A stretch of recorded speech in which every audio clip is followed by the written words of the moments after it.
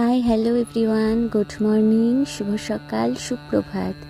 ঘুম ভেঙে একটুখানি ল্যাদ লাগছিল, তারপর এনার্জেটিকভাবে বিছানাটা গুছিয়ে নিয়েছি। আর বিছানায় এই শীতের রোদ পড়তেই মনটা অনেক ভালো হয়ে যায়। আর এই যে আকাশের নীল আকাশের সামনে দালানটা অনেক বেশি মায়াময় লাগছিল।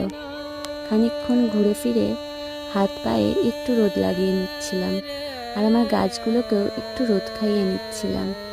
তারপর ঘর বাড়ি গুছিয়ে চলে বসে পড়লাম শাড়ির ফলস লাগাতে। আমি শাড়ির ফলসটা আগাগোড়ায় নিজেই হাতেই লাগাই, অন্য কোথাও দিতে আমার মন করে না। সত্যি কথা বলতে একটু হলেও গায়ে লাগে।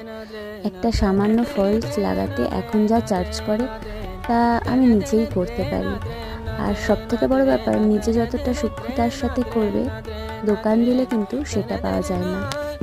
আর তার থেকেও বড় ব্যাপার, কাজটা যেহেতু এতটাও কঠিন কাজ না, নিজে যেহেতু পারি, কেন দোকান দেবো বলো। আর তারপর না আমি দেখছিলাম আমার স্টুডেন্টরা আমাকে কতটা ভালোবাসে। দেখো কি মিষ্টি মিষ্টি কিউট কিউট ক্লিপ আমার জন্য এনে দিয়েছে। রাসের মেলায় বেড়াতে গেছে, তো আমার জন্য ক্লিপ নিয়ে চলে এসেছে। তো সেগুলো দেখার পরে একটা কমলালেবু খাচ্ছিলাম। আর এই কমলালেবুর খোসাগুলো আগাগোড়ায় আমি কখনো ফেলি না, রোদে দিয়ে কখনো কোনো না কোনো কাজে লাগিয়ে দিই। আর এই যে তারপর আমার স্টুডেন্টরা একে একে ভালো ভালো ছবি এঁকেছে, দেখাচ্ছিল। ওরা এখন বেশ কিছুটা বড় হয়েছে, ওয়াটার কালারে ভালোই কাজের কনসেপ্ট এসেছে ওদের।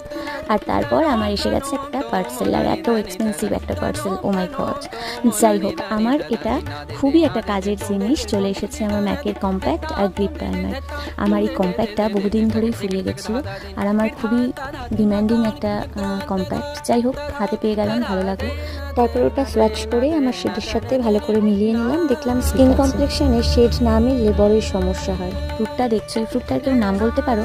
দোকান দিয়ে বলেছে যে সুগার ফ্রি ফ্রুট, কিন্তু ফ্রুটটার এক্স্যাক্ট নামটা জানার আমার খুবই ইচ্ছে রইলো। তোমরা কেউ জেনে থাকলে জানিও অবশ্যই। আর এই যে তারপর দুপুর না গড়াতে চলে গেছি একটু চষতে, এই গাড়ি চালানো শিখতে।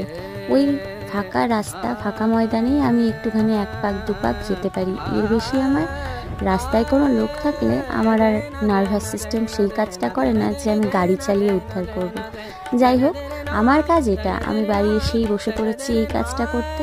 আমি তুলিতে যে কোনো কিছুই করতে পারি, কিন্তু বাস্তবে কিন্তু সব কাজ করতে পারি না। সবারই তো কিছু না পাওয়া থাকে, তাই না, না পারা থাকে।